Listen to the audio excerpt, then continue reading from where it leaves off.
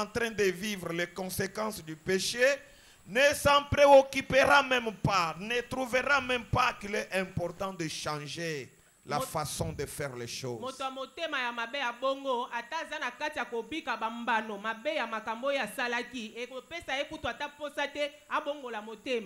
Vous n'avez qu'à voir l'exemple des Kuluna, par exemple, quand on les arrête. On peut les frapper, on peut les faire souffrir, ainsi de suite. Mais une fois qu'on les laisse, ils reviennent dans leurs habitudes. C'est un cœur pervers. Donc il n'a même pas le temps de réfléchir, de regretter sur les conséquences du mal qu'il commet.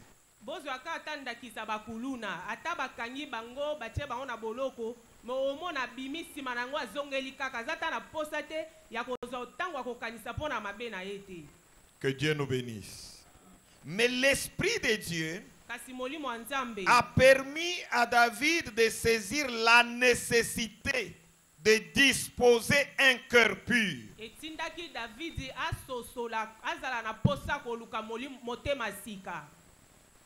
Alléluia. Ça c'est une grâce. Arriver à comprendre que le cœur humain est impur et qu'il me faut un cœur recréé, régénéré. Un cœur différent de celui que j'ai depuis ma naissance. C'est une grâce.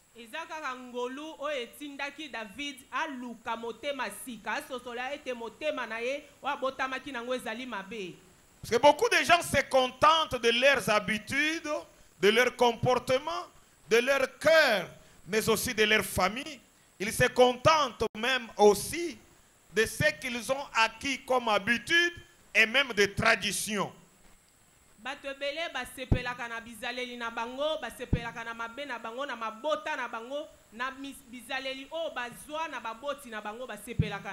Beaucoup approuvent leur cœur et se contentent qu'ils restent tels en désapprouvant le cœur des autres. Ils apprécient ce qu'ils sont et n'éprouvent aucun besoin de changer et de devenir comme Dieu veut qu'ils soient.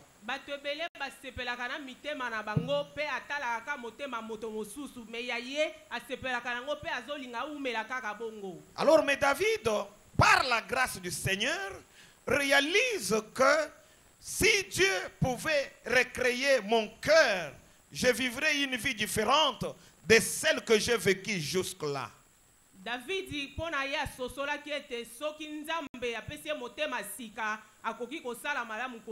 C'est-à-dire que si Dieu recréait mon cœur, alors je pense que les péchés que j'ai commis jusque-là, je ne les commettrai plus.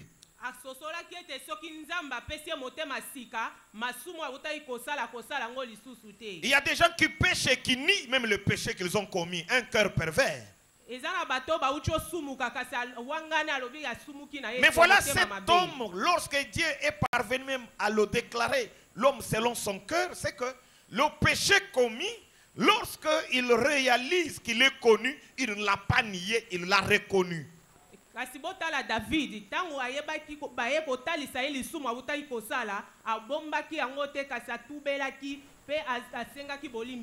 Amen. Il a reconnu le péché. Et il est allé loin pour comprendre que si j'ai péché, c'est puisque j'ai cette nature que j'ai acquise de ma naissance. J'ai cette disposition de cœur, ces sentiments que j'ai reçus de ma famille, de mes parents, des milliers où j'ai grandi. Alors c'est ça qui me pousse au mal, qui me pousse au mensonge, qui me pousse au vol par moment.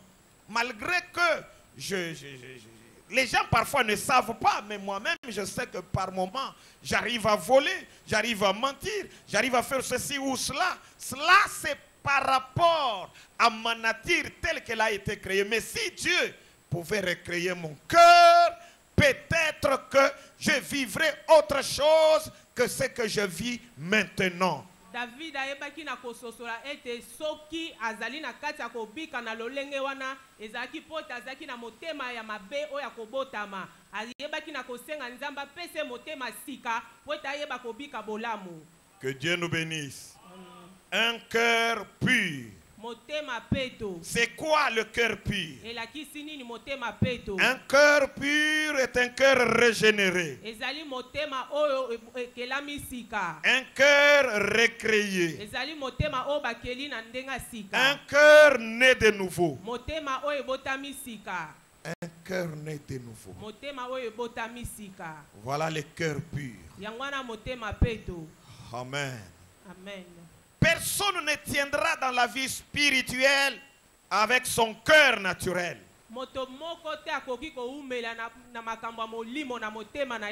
Personne ne tiendra dans la vie de foi avec son bagage spirituel acquis de sa famille, de sa tradition.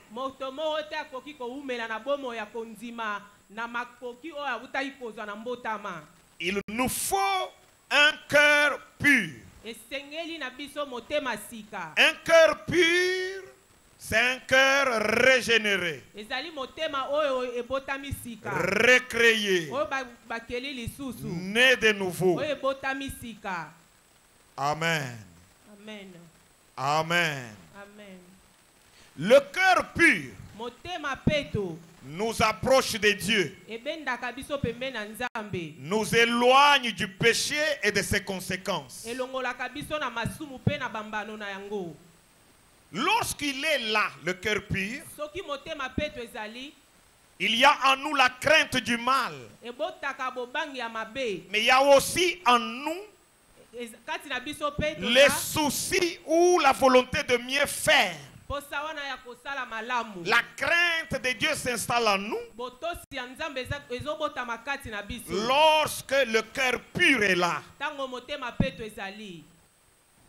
Amen. Amen. Amen. Retenez ceci. Le cœur pur ne supporte pas le mal.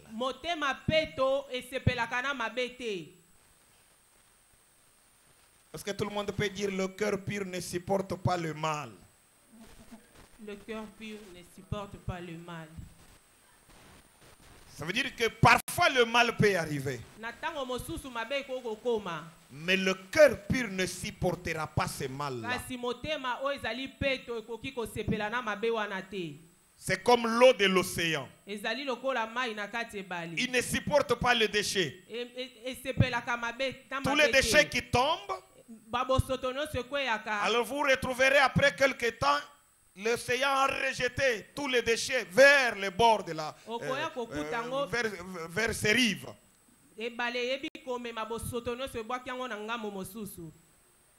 Que Dieu nous bénisse. Amen. C'est comme ça avec un cœur pur. Il ne peut pas supporter le mal. Donc quand il y a un mal en lui, il souffre, il n'est pas à l'aise. Vous le trouverez comme malade. Il n'est pas content. Il n'a pas la joie. Vous le trouverez passif. Il perd ses habitudes normales. Vous trouvez comme, vous dites mais qu'est-ce qui ne va pas? Il n'est pas à l'aise. Ça c'est le cœur pur. Le contraire du cœur impur. Le cœur impur supporte le mal. Il peut avoir fait le mal, mais il sourit, il est à l'aise, il prêche, il modère, il interprète, il prophétise même. Amen. Pourquoi? Puisque le cœur impur supporte le mal, il est à l'aise.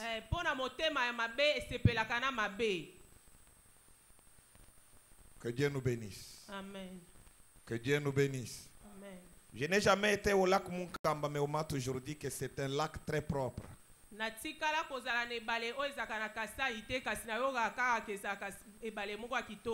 Mais s'il y a un déchet qui tombe là, le matin, vous trouverez ces déchets-là sur la rive. Ça veut dire le lac ne supporte pas les déchets. Et quand vous regardez, c'est propre. Vous regardez comme ça, vous voyez même le sable. Très clair. Alors qu'il est profond, mais vous croirez peut-être que le sable est à quelques centimètres. Que Dieu nous bénisse. Amen. Alléluia. Amen. Alors quand nous disons, quand David dit, Seigneur, crée à moi un cœur pur, il est en train de demander, Seigneur, donne-moi un cœur qui ne supporte pas le mal. David azali koluka ete Yahweh pesanga motema sika azali kaka kosenga nzambe pesanga motema oyo kosepela na mabete. Puisque le cœur que j'ai jusque-là a supporté le mal. Pamba te motema o nazana yango kino lelo esepelaka na mabe. J'ai pris la femme du riz. Nazwaki mwasi ya iri. C'est dans mon cœur. J'ai caché ça. J'ai gardé ça. J'ai mangé, j'étais à l'aise. Et puis, j'ai envoyé Uri au front pour qu'on le tue. On l'a tué. J'étais assis sur mon trône et je ne m'inquiétais de rien. J'ai trouvé que c'était normal. Jusqu'à ce que Nathan vienne me parler, me faire des reproches. Donc mon cœur a supporté le mal jusqu'au moment où j'ai entendu Nathan me parler de la part du Seigneur. C'est que mon cœur est impur. Alléluia. Amen. Alléluia. Amen. Si vous voulez être grand, si vous voulez vivre la grâce de Dieu, si vous voulez que le miracle vous suive partout, désirez un cœur pur comme David. Il dit, crée à moi un cœur pur. Mais ce qu'il demandait n'était pas possible dans l'Ancien Testament. Puisque la récréation du cœur, c'est l'œuvre du Saint-Esprit. Et le Saint-Esprit n'était pas permanent dans l'Ancien Testament. Il n'habitait pas dans l'homme. Il venait sur l'homme pour lui faire des choses et puis se retirer. Ce qu'il demandait là, c'est ce qui était réservé à ceux qui vivront dans la nouvelle alliance comme nous. Alléluia. Amen. Voilà pourquoi Jésus dit, si tu ne nais d'eau et d'esprit, tu ne pourras pas voir le royaume des cieux.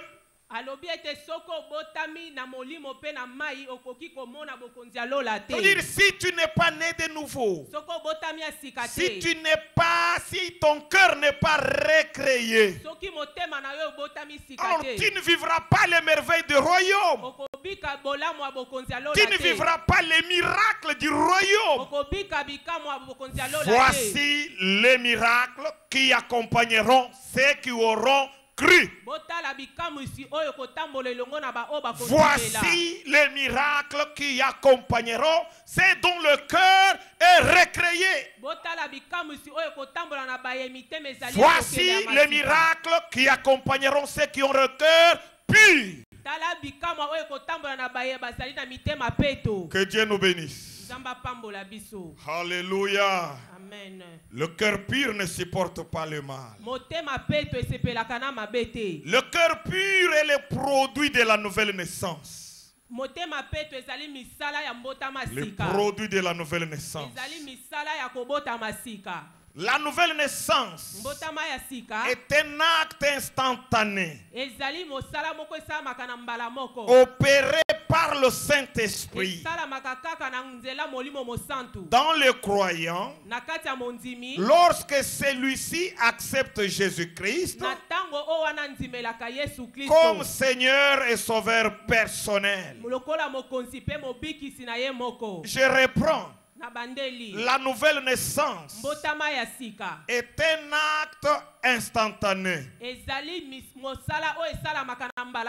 opéré par le Saint-Esprit dans le croyant.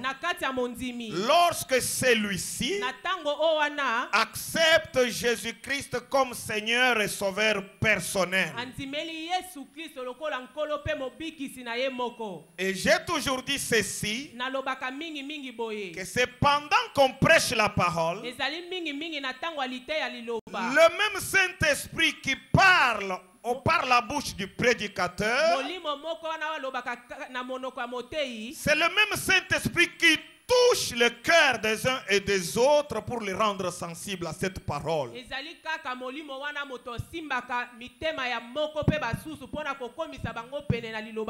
qui fera que cette parole trouve de la place dans leur cœur et les transforme. C'est cette parole-là, sous l'action du Saint-Esprit, qui recréera leur cœur.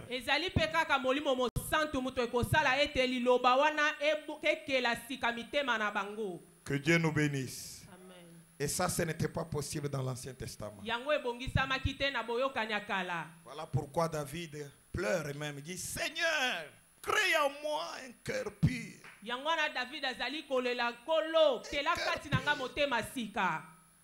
Alléluia. Amen. Même si tu ne l'as pas fait auprès des autres, mais chez moi, Seigneur, crée en moi un cœur pur. Mais même si Dieu ne lui a pas fait cette grâce-là, comme il est souverain, Dieu lui a accordé cette grâce d'une autre façon. Puisqu'il est le seul de tous les humains pour qui Dieu a dit, j'ai trouvé l'homme selon mon cœur. Le seul. Même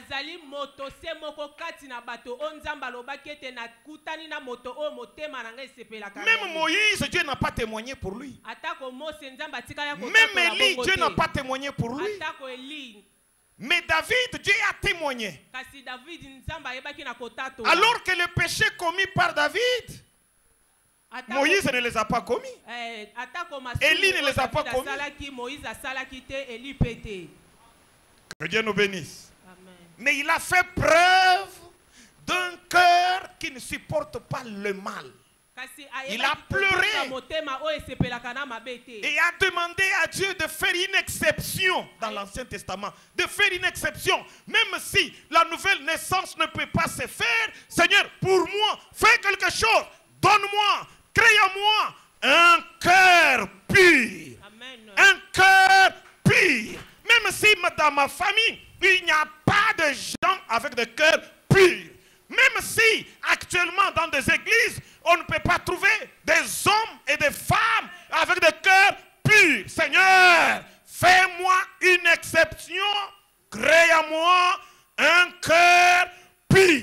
Asengaki na nzambe etasalela ye na ndenge na ye atako na famille atako na beklezia lelo tokuta na bato ya mitema peto te kasi ngai nzambe pesanga motema sika.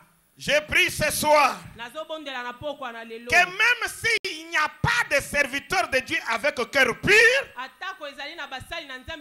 cher Saint-Esprit, accorde-moi un cœur pur. Celui qui ne supporte pas le mal. Un cœur prêt à s'humilier, à reconnaître le mal, à confesser le mal, à désirer la grâce du Seigneur. Amen. Amen. Amen. Je disais que le cœur pur est le produit de la nouvelle naissance. La nouvelle naissance est un acte instantané opéré par le Saint-Esprit dans les croyants lorsque celui-ci accepte Jésus comme Seigneur et Sauveur personnel.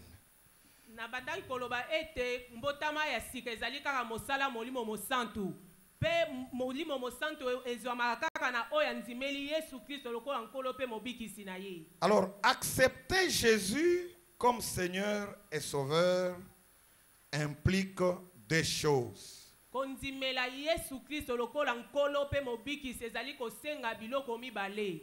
Accepter Jésus comme Seigneur et Sauveur implique deux choses. La première, c'est la repentance. La repentance.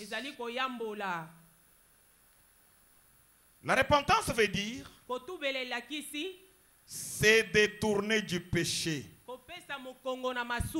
Changement de direction. C'est ça la repentance. Vous découvrez le péché.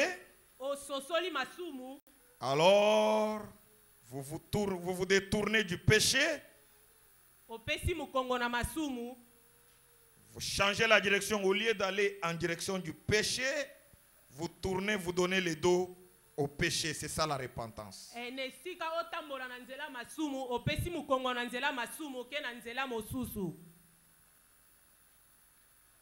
Et pour le faire, il faut d'abord la conviction. Vous devez être convaincu que vous êtes sur la voie du péché, la voie du mal.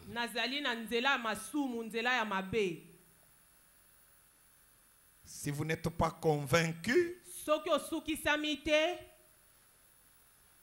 vous ne confesserez pas.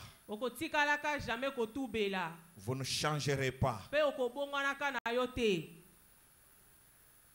Amen. Amen. Le péché, c'est comme le kuluna. Vous êtes sur le chemin en train d'avancer vers Bitabe. Vous arrivez au niveau de l'arrêt Bethany. Vous regardez sur les seaux de moutons. Beaucoup de kuluna là-bas en train de déranger les gens.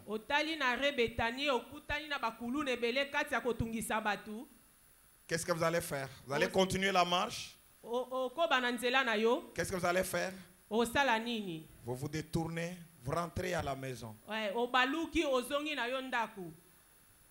Pourquoi? Puisque ceux qui sont devant là, ils peuvent me faire du mal. Le péché est un grand destructeur plus que les kuluna. Le kuluna peut détruire le corps, mais il ne détruira pas l'âme. Amen. Mais le péché détruit l'âme et le corps. Le kuluna ne peut pas te faire rater le royaume des cieux. Mais le péché peut te faire rater le royaume des cieux. Donc, quand on est convaincu que ce que je vois maintenant c'est le péché, alors il faut confesser cela, déclarer cela. C'est ça, c'est la deuxième étape. Je disais, il faut la conviction, et le regret. Il faut regretter le péché. Et après avoir regretté, il faut confesser. Il y en a qui regrettent le mal mais qui ne confessent pas. Il a mal agi, il regrette. Mais il garde encore ça. Au point qu'il commence même à maigrir. Vous voyez quelqu'un en train de maigrir. Vous lui dites mais qu'est-ce qui ne va pas? Il vous dit qu'il n'y a rien. Et pourtant c'est le regret du péché qu'il y a dans son cœur. Regretter le péché sans le confesser ne vous fera pas avancer. Ça vous éloignera davantage de Dieu. Et vous finirez par pécher encore et même pécher en public.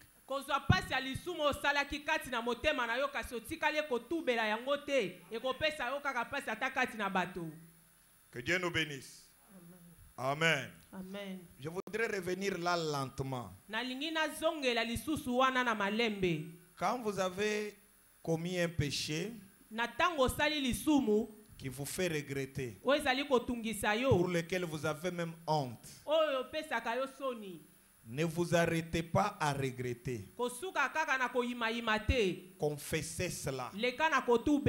Dites Seigneur, voilà ce que j'ai fait. Ce n'est pas bon. Au besoin, approche-toi d'un serviteur de Dieu. Dis-lui, voilà ce que je fais, qui est contraire à la parole de Dieu et qui parfois me fait honte. Ça me donne des regrets. Je confesse cela. Amen. Amen. Si tu ne le fais pas, tu n'auras pas la paix du cœur. Et ce péché-là appellera d'autres péchés. Tu finiras par beaucoup pécher, au point même de pécher en public.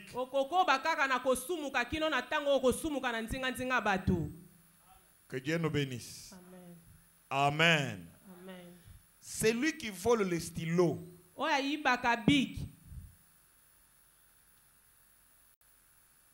Il vole le stylo. Il ne confesse pas. Il continuera à voler. Un jour, il va voler l'argent. Et un jour, il volera le téléphone à l'église. Et il sera surpris. Alléluia. Amen. Et ça fera honte.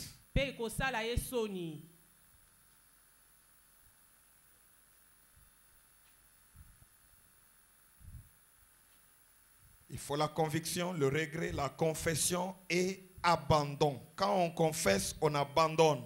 Il ne faut pas confesser et revenir sur le péché.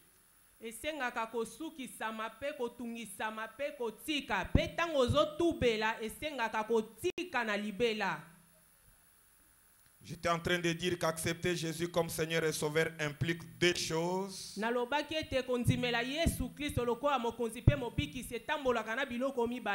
première, c'est la repentance.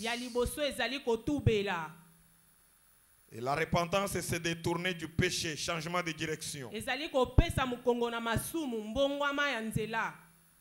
Pour cela, il faut la conviction, le regret, la confession et l'abandon.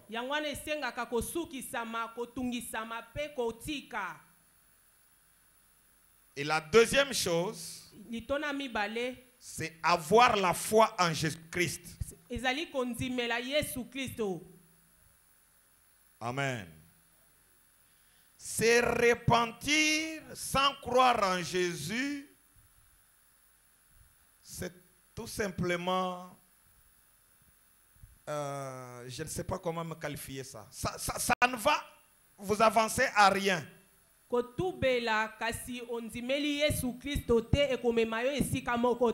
C'est une simple dénonciation. Donc c'est une dénonciation qui n'apportera rien dans votre vie. On se répand pour faire foi à Jésus. En se repentant, on renonce à quelque chose pour faire confiance à quelqu'un.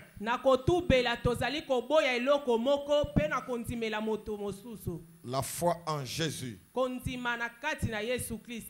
Avoir foi en Jésus, c'est tourner le regard vers lui. Lui faire confiance. Amen. Comptez sur lui dans tous les aspects de votre vie.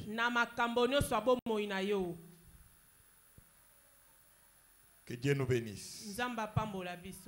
Accepter Jésus comme Seigneur et Sauveur se manifestera par deux choses. Nous parlerons de ça demain. Alléluia. Amen. Deux choses. L'engagement envers Dieu et son prochain.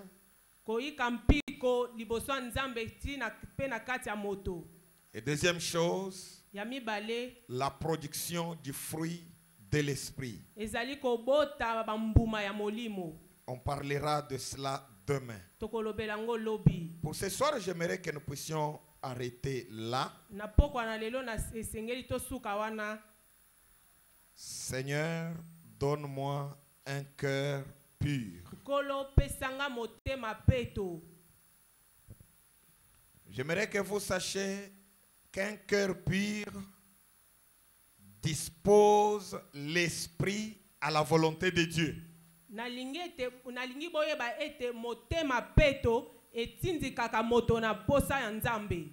C'est pour ça qu'il dit un cœur pur et un esprit bien disposé.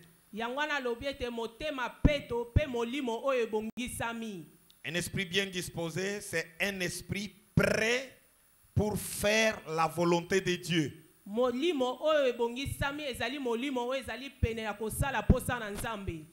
Un esprit prêt pour obéir. Alléluia. Amen. Et c'est cet esprit qui vous connecte à la vie de miracle. Que Dieu nous bénisse. Amen. Si le cœur n'est pas pur, votre esprit ne se disposera pas à faire la volonté de Dieu.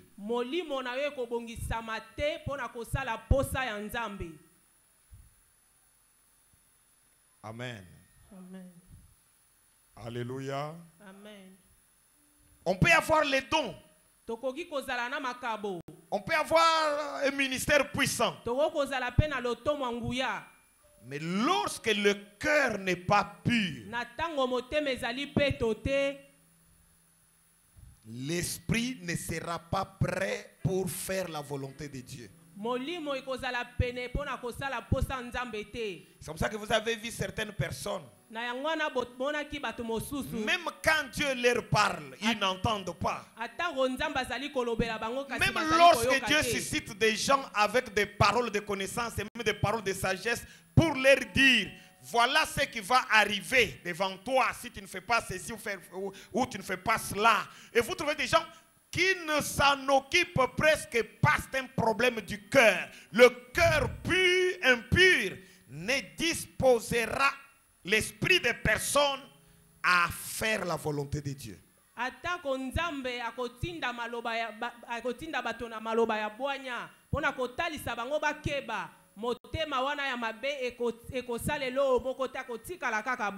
Il y a même des gens devant qui le Saint-Esprit a parlé. Dieu t'avertit de ne pas faire ceci ou faire cela. Si tu continues sur cette voie, tu vas mourir. Mais tu vois la personne continuer sur sa mauvaise vie jusqu'à en mourir.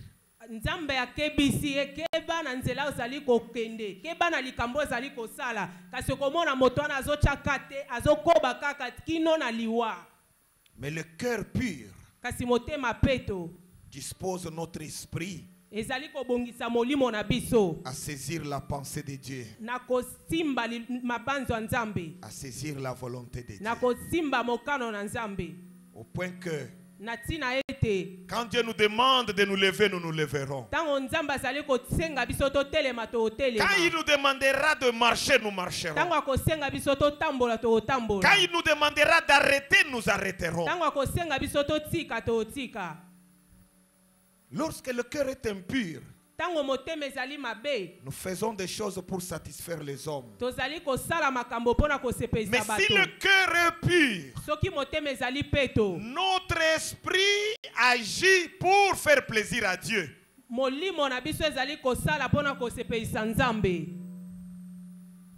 Que Dieu nous bénisse. Nous tenons debout pour remercier le Seigneur.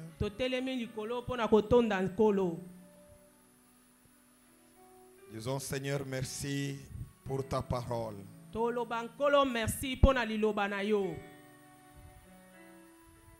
Merci pour ta parole. Nous avons besoin d'un cœur pur.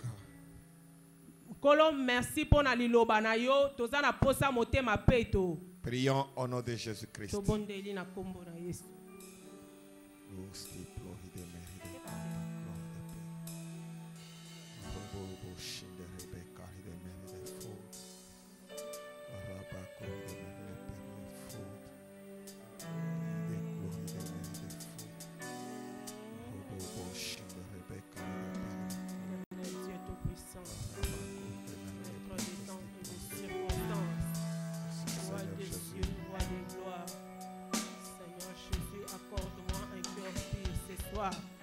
Mon Seigneur et mon roi, accorde-moi un cœur pur. Alléluia, alléluia, alléluia.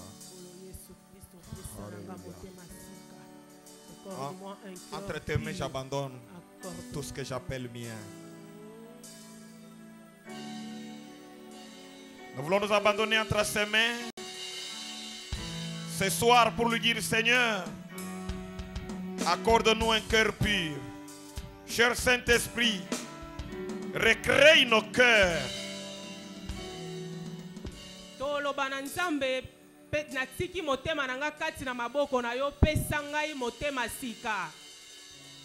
Un cœur qui ne supporte pas le mal, afin que mon esprit soit disposé à faire la volonté de Dieu. Prions au nom de Jésus-Christ. Éternel Dieu des armées, maître des temps et des circonstances, roi des cieux, roi des gloires, soir Père éternel, accorde-moi un cœur pur, un esprit bien disposé. Je t'en supplie, Père éternel, agis roi des cieux, agis roi des gloires. Je t'en supplie, mon Seigneur et mon roi, accorde-moi un cœur pur. Éternel Dieu des armées, maître des temps et des circonstances, agis roi des cieux, agis roi des gloires. Seigneur notre Dieu, nous voulons un cœur pur, nous voulons un esprit bien disposé. Seigneur, nous t'en supplions, éternel